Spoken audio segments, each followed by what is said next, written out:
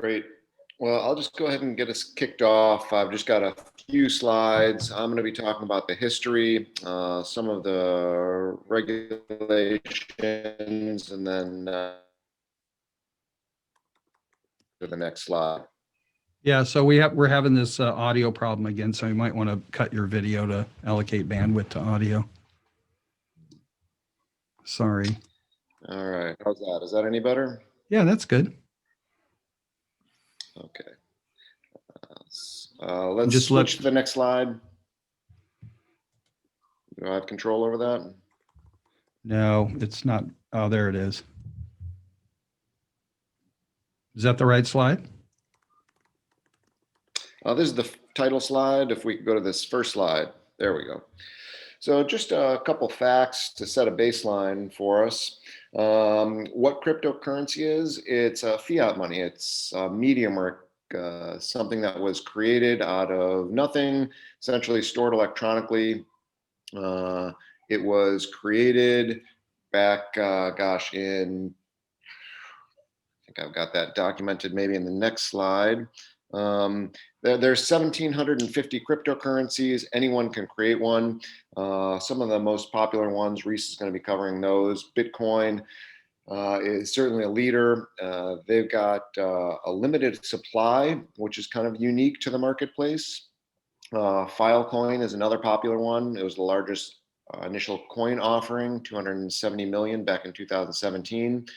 Interesting fact, when we get into blockchaining and mining, which is some of the topics that I think Kevin's going to cover, is China is leading that. Interestingly enough, China is one of the few countries that does not accept cryptocurrency as a legal tender. So their banking system does not allow you to pass that back and forth. Cryptocurrency does have no intrinsic value in that it is not redeemable for another commodity or gold.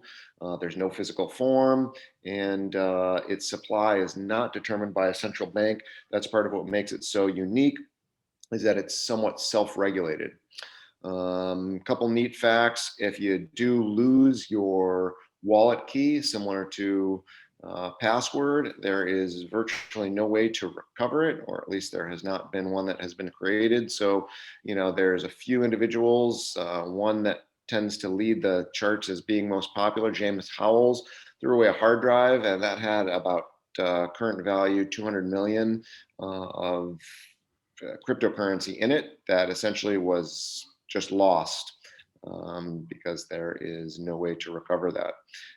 Back in 2010, just to show you a valuation increase in the last 10 years, 10,000 Bitcoin were trading for cents on the dollar. Currently, that's worth about 300 million today. So let's pop on to the next slide. So here we go. In 1982, it was created originally as eCash. It required a user software to withdraw notes from a bank with encrypted keys. Kind of think fairly basic handshake technology that would allow you to take money out. And in 1996, NASA, which is not the space agency, but the National Security Agency, published How to Make a Mint from its MIT list. And so what that's showing us is that the academics are starting to really get on board in the late 1990s. Government starts getting a little bit more involved to understand it. And in 2009, the first decentralized cryptocurrency, which was Bitcoin, was created. Interestingly, it is anonymously developed by someone known as Satoru Nakamoto using blockchain technology. And we see a couple years after that, governments and the private sector have began studies, reporting, and regulation review as to how this is going to affect local and global economy. Putting that in perspective, we're 6 years past that point. So we've seen this tremendous growth in this industry, and really it's just fledgling, if that. Next slide.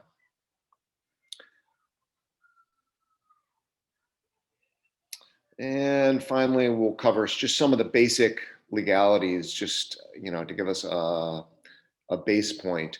There are quite a few bans of cryptocurrency, 20 plus countries. That may have changed a little bit in the last year or two.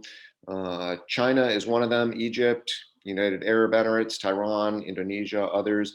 Now, what that means is that you can legally trade it from person to person, private party to private party, but these government bodies are not allowing it as legal tender in their government or nation state.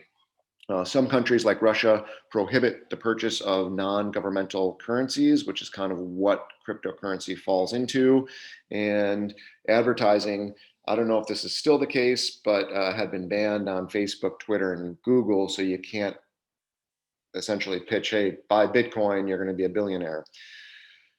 And then when we talk about some of the theft and loss, this is really where you start seeing why the governments are getting involved. You've got a lot of darknet activity. You've got hacks that essentially can't be traced. It's used for ransomware, terrorist activities. A lot of the cryptocurrency that we see today has increased with the currency value just as a complementary access. And then lastly, we've got global regulation. It's really a non-regulated entity, so there is criminal activity such as tax. The IRS does see cryptocurrency as a personal property, and so you are having to pay capital gains there. And as we have gotten cryptocurrency more and more into the mainstream, where you've seen financial warehouses trading it, you'll really see more and more regulation come down the pipeline to help protect consumers and the general public. At this point, I'd say let's pass it over to Kevin, where we're going to start talking a little bit more about the technology and how blockchaining works, mining, and those details. Thank you, Josh. Hope you guys are ready for the most exciting presentation ever. All right, everybody, my name is Kevin. I own AU Technology Solutions. Let's talk about the blockchain. Go to the next slide, my man. So I'm going to be breaking down the blockchain into an easy to understand format. So it's not going to be by any means encompassing, but it should be enough to where you guys understand the general mechanics behind it. So we're going to start with what is a ledger, what is a blockchain, how do they work, what they can be used for. Next slide. All right, so the best way to really understand what a blockchain is designed for and how it works is to think about a ledger. We've all heard about ledgers, right? It's what you're going to use. It's a list of transactions to help manage the exchange of currency, right? Public ledgers are the most popular type of ledgers. Those are the ones that you've seen. So to wrap your head around this, think about when you guys go out to dinner. Let's say John, myself, Ken, and Chuck, we all went out and had lunch together. It was a fantastic lunch, and I paid. Cool. Next time we went out, Chuck paid. Sweet. The next time after that, I paid again. All right, now I'm starting to sink a lot of money into this.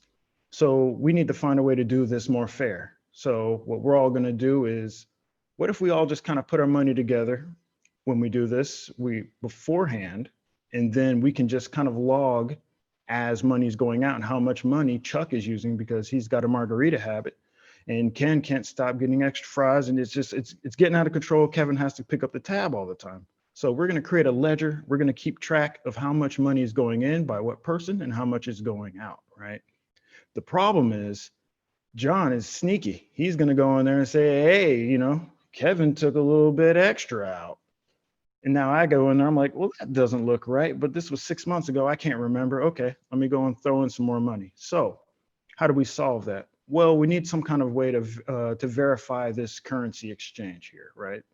So we're going to start adding these extra security features. We're going to add a signature so that we all have to see it before anything is added. We're going to add a verification of the currency. So we're going to check the account to make sure it matches up properly.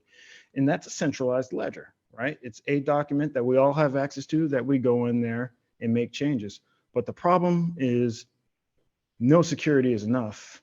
If somebody puts enough time and effort in there, they're going to get in there. So Bitcoin or a blockchain sought out to, how do we prevent that? Next slide.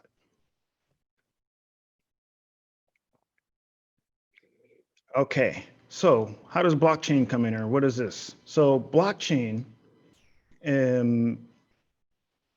Let's go right here. Yeah, all right. So blockchain, it's a chain of blocks that contains information. It was created by a team of researchers in 1991 to timestamp digital documents in order to prevent tampering, to keep John's filthy, filthy hands out of there.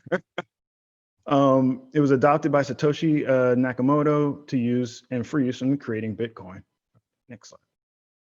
So let's go and break this down as to how it works as best possible with nice graphics so that it makes sense. All right. So blockchain stores details about a transaction, the sender, the receiver, the amount. It's going to add in a security hash that's unique. It's going to take all that data, combine it, and it's going to create a digital fingerprint. It's going to, at the end, it's going to add in an additional hash generated. Okay. So if we look at example 1 up there at the top, we've got our block 1. It's got a hash of 0000. Think of that as a password, right? That's randomly generated for that block. Then it's going to have the data in there. That data is going to be the transaction between myself putting money into this account or buying something or whatever the case is, or transferring funds between someone. And then it's going to add a new security hash at the bottom. Cool. Now, the very next transaction is going to take the previous security code that was generated by that first block and add it as the new security code at the beginning, the new hash. And then it's going to add its data for its transaction, and then it's going to generate a new security hash. And so you can see this chain of blocks of data, the blockchain. So why do we do it this way? Okay, it's kind of designed for me to be able to sneak in some bad data or lie about a transaction, make something fraudulent. I need to also know the hash of the previous block and the previous block. So it makes it incredibly difficult for somebody to actually put in fraudulent data. Okay. Now they've added an extra step. They have a thing called a proof of work or a time delay. So an example, Bitcoin has a 10-minute proof of work. So what that is designed to do is in 10 minutes, the peer-to-peer network that we're going to go into in a second is going then to accept the next set of blocks. So in 10 minutes, I have to decrypt at the very least 4, 5, 10 hashes to be able to get my illicit transactions mixed into the transaction blockchain, which basically makes it, I don't want to say it's impossible, but it's fundamentally impossible to hack it. And the reason why is because of our peer-to-peer network. So who is actually doing the processing of these transactions? That's everybody that's in the network. So all of those crypto miners that you hear about that are out there running the little custom computer rigs with their graphics cards, or the massive server farms over in China, or the massive server farms you have up in the in Canada and the northern areas where it's nice and cool. All those devices are doing are processing the transactions, the transferring of these funds and creating these hashes and hacking these hashes to generate the next blockchain. So how many of these devices are out there at this point? Oh, probably millions. So effectively what they've created here with the blockchain is, in order for me to pass any fraudulent transactions, I have to outcompute 50% of the rest of the devices in 10 minutes. I can't do that. My computer's not good enough. I don't think anyone else's here is either. So that's basically a fundamental lower understanding of how this works. So I've got 2 examples here. The second example is saying block 1, 0000, data is 111. They got that block right. They got the second block right. Somehow these guys were able to keep up. But you see that third block, they got that hash incorrect. So that becomes fraudulent. And that's the middle one that we were looking at. The third one is an example of somebody that's getting all the hashes right. They've got a supercomputer. Maybe they hacked into IBM. Who knows what they're doing? But they still weren't able to compete with the top example because it's got more blocks. It's got more proof of work. So that one will always be accepted. So that's generally a kind of a simple breakdown of how the blockchain works and how that distributed peer-to-peer network is superior in this example than a centralized network or ledger. Next slide. So what problems does the blockchain solve? It's really simple. It vastly reduces the falsification of data via a distributed, complicated, and verified model. It's really, really simple. It's just a way to beat the bad guys. Let's go to the next slide here. And what can this be used for? Since each block is just containing data, you could use it for a lot of things. It could be used for medical records, notary documents, tax records, anything where multiple people need to have access to this data to verify it for whatever the case. So as we continue to use this and we develop this technology, it's going to get better and better, and we'll find more uses for it. It may even replace the Tor network down the road. So it's fantastic. Hopefully I've kind of outlined this in a simple, digestible way for you guys to understand it. That's me, Kevin, AU Text. As Reese gets into this presentation also, I think that it's important to note, just as a complement to both what Kevin and I stated, the first basic principle is mining. When we talk about Bitcoin and all of your cryptocurrencies, they use a very complex algorithm, and it uses computers to essentially process and solve that algorithm. Once that algorithm is completed, you're then provided with a coin or a portion of a coin. And to give you an idea, it can take anywhere between hours, days, to even months to have multiple computers processing this algorithm in order for that Bitcoin to be produced. Just to give you an idea, I know that there was a warehouse here in Carlsbad that had something like 40,000 computers all working towards creating a Bitcoin, and it was estimated at the time, this was a couple years back, that they were going to take about 3 weeks to have those 40,000 computers use all that processing power and energy in order to produce that. At the end of the 3 weeks, they'd have a Bitcoin that was worth, $10,000 or whatever current marketplace stipulated. But that essentially is the backbone with the blockchain technology, as to get to what I think Reese is going to talk about here. All right, let me go through this kind of quick. Thank you, everybody, for your attention, and thank you, Kevin and Josh, for what you guys teed me up to continue here. I want to just cover three things, three kind of steps in this process to understand Bitcoin a little bit better. I'm going to talk a little bit about the economic challenge. I'm going to talk about DeFi, decentralized finance, and I'm going to talk about CBDCs, central bank digital currencies. So just a little history on, or a little bit about the economic aspects of what we're dealing with here and why Bitcoin has become so popular of late, is because primarily we have this massive and growing government debt. Interest rates are at the zero bound. The economy and the GDP are slowing down to a crawl. Unemployment is high, and the government is desperate to stimulate the economy.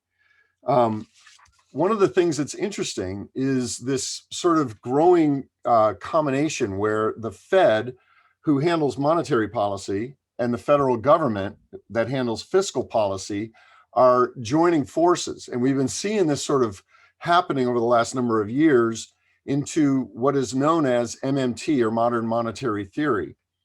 And why that's important for this conversation is modern monetary theory basically means just pump as much money, the Fed and the federal government pump as much money into the economy as possible to basically smooth out the big swings in the economy and to stimulate the economy in that manner. As a matter of fact, it's pretty much guaranteed that that's going to happen, more money going into the economy.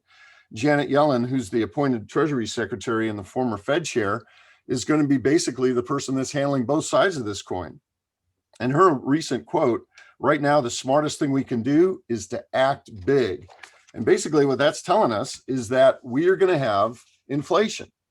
And inflation is the gas that's underneath things like Bitcoin and gold, stores of value.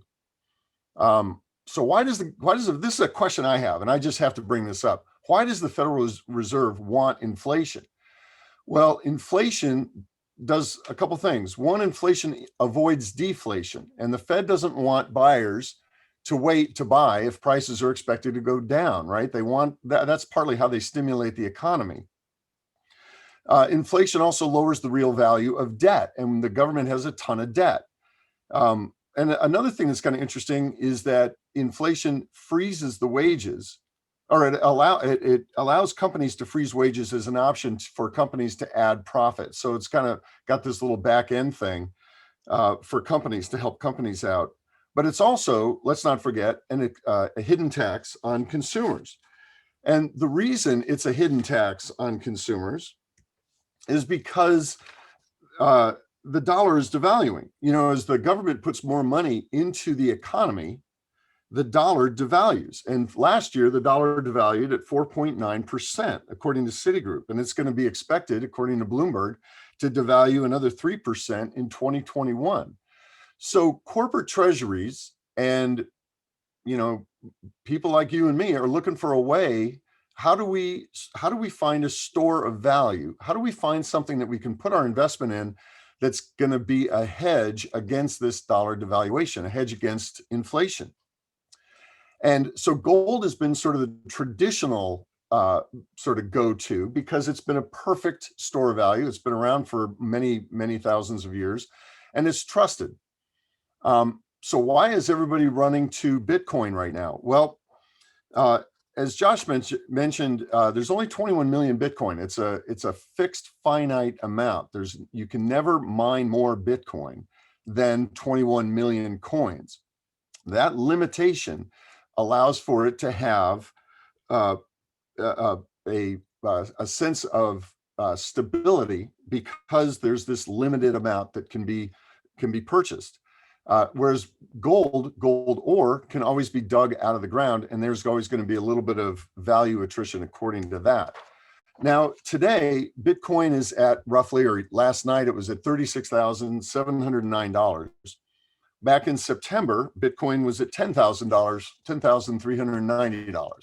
So we're seeing this upward trajectory with Bitcoin almost as you look opposite to the dollar devaluing. So as the dollar devalues, as the Fed pours more money into the economy, Bitcoin's going up in response. What's interesting though is gold is not responding in the same way, which you would expect it to.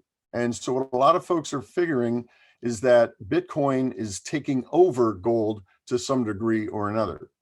And this is debatable, but I think this is sort of a trend that we're hearing more and more about.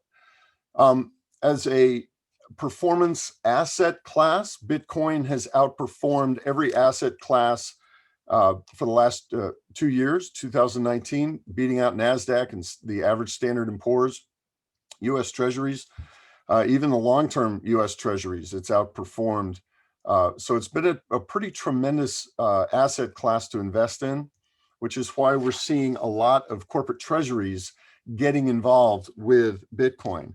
Now, the next subject number 2, we're going to talk about decentralized finance networks. And this is what Bitcoin is built on. So what I want you to think about in your mind is blockchain is kind of the road. Think of blockchain as like a road. Ethereum is the car that drives on the road. And then DeFi is all the various different types of car models. So if you think of it kind of like that, blockchain is built, or Bitcoin is built on the blockchain, similar to Ethereum. But you're going to hear more about Ethereum as time goes on, because Ethereum allows for decentralized finance to actually happen really well. And here's sort of the bottom line.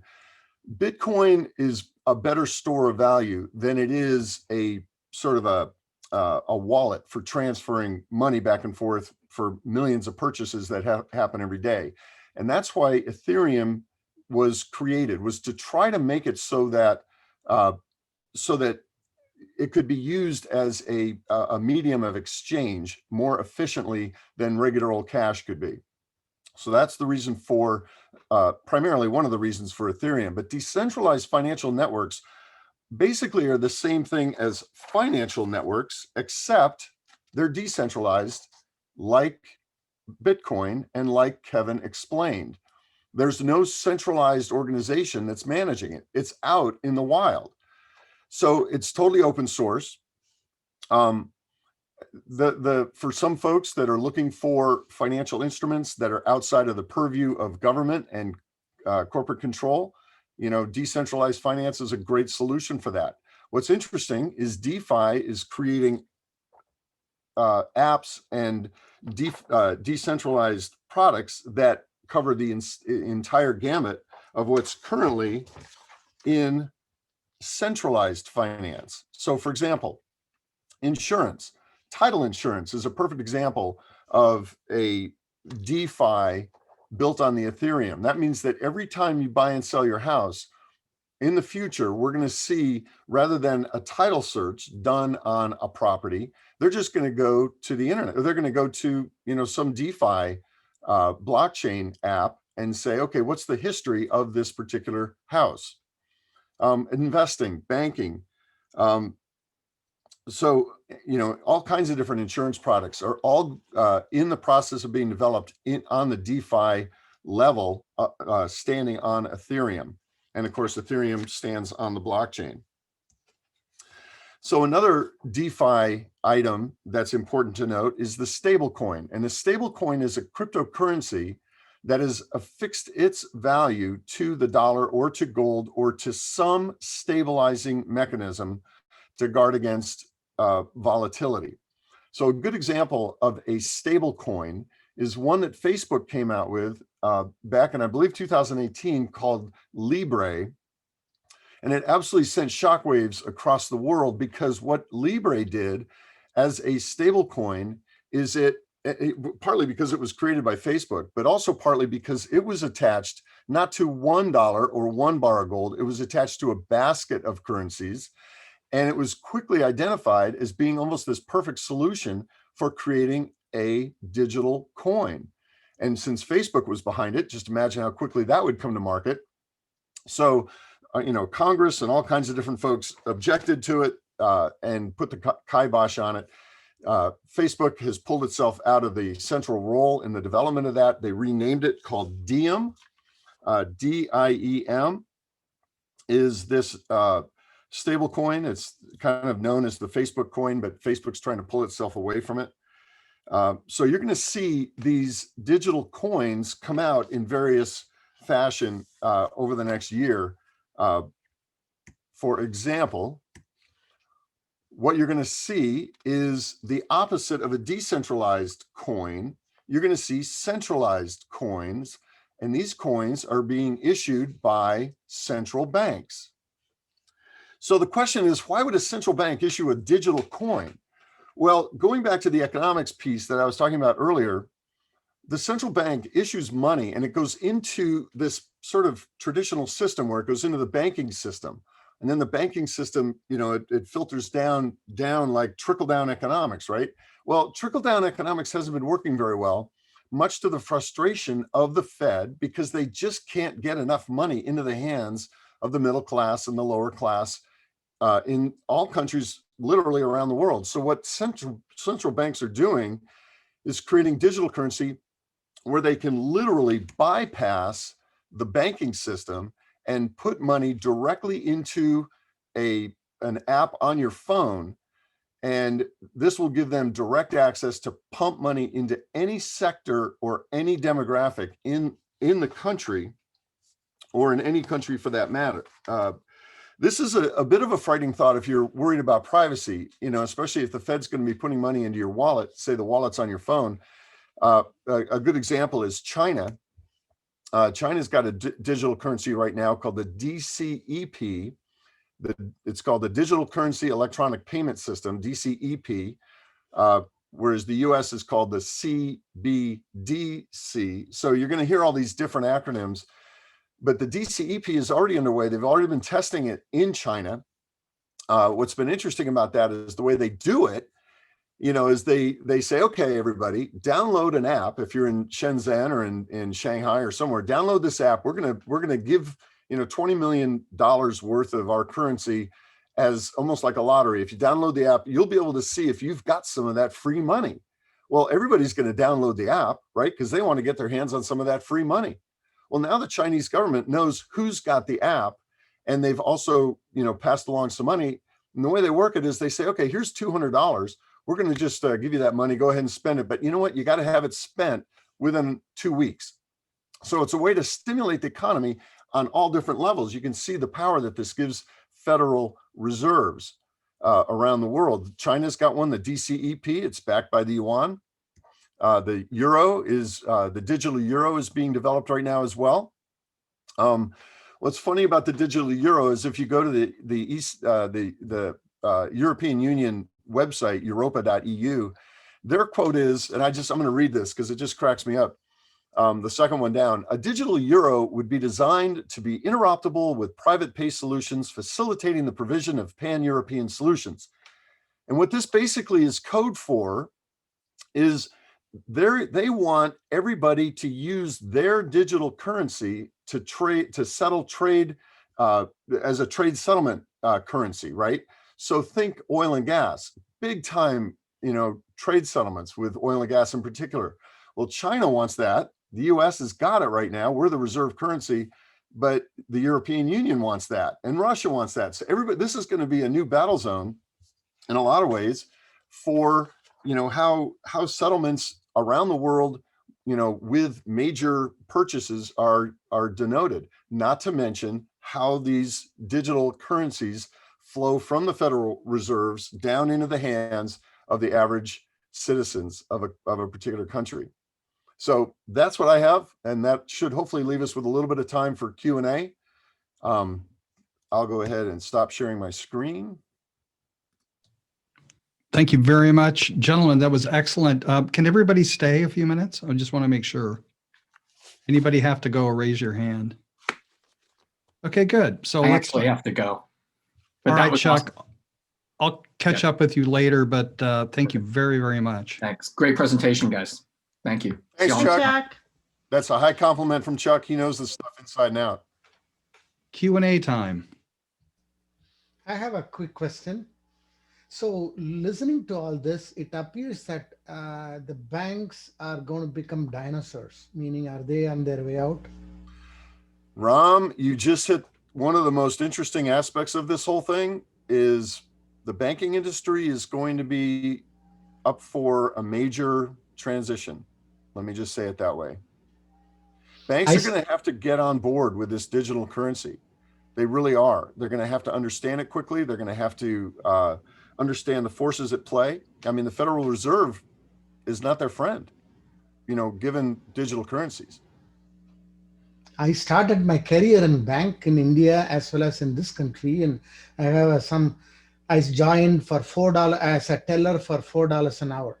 My first job. Okay, that was many decades back, but it has a special purpose. But I never liked banks because of the way they charge fees and take your money and not give you any more money. So.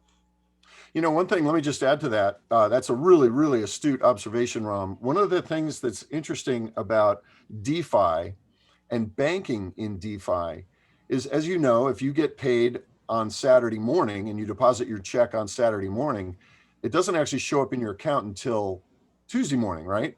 Mm-hmm. If you're working the stock market is from 9 to 4, whatever. It's very limited as far as the time that finance happens during the day. Well, digital is 24/7.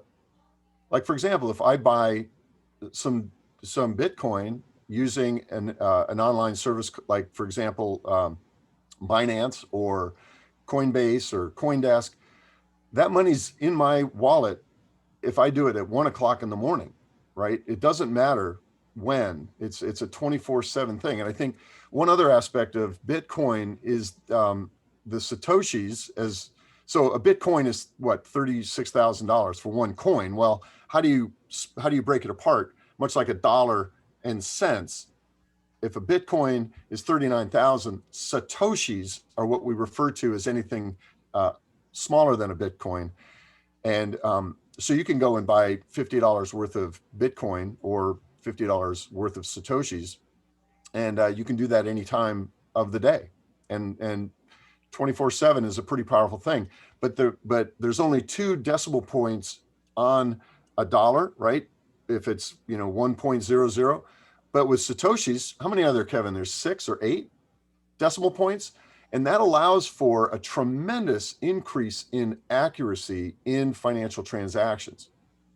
So there's all this innovation happening at a very interesting level. And it's very powerful because it's decentralized. And decentralized means that no government has the ability to control it. So if you're libertarian minded, you might like that idea. It's huge. Actually, if you look at how the banking works for centuries, it is that float that you That's deposit right. the money that it's not available to them, and that is going on behind the scene. And then they take banks would be the first one to declare a holiday, right? For every holiday bank, the reason for that is because the money stays. The money stays. They make money on that money, right? It's unbelievable that many common people don't see what goes behind, and this completely removes that. My goodness. Well, and one other thing, if I can just throw this in, is to your point, Ram, if you think about India, let's say you've got relatives over in India and you want to send them $100.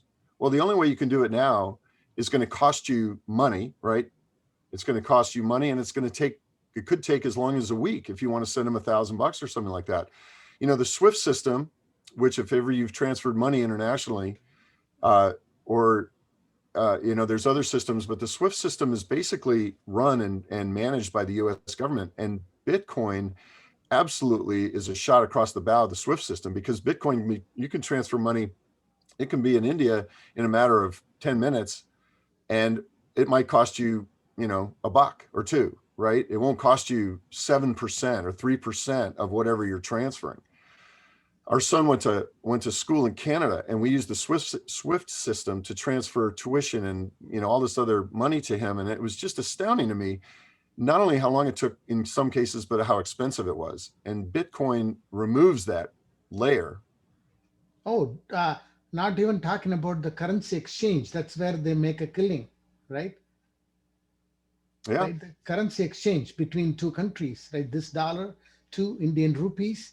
And when you purchase versus you sell, my goodness, that's huge. There's so many things about Bitcoin that we can talk about. There's just not enough time for it. I mean, it's astounding. Right. And I want to actually make sure everybody's questions get answered, and I want to respect people's time. It is 5 minutes after 9. Does anybody else have any questions? A lot to absorb. There will be a recording.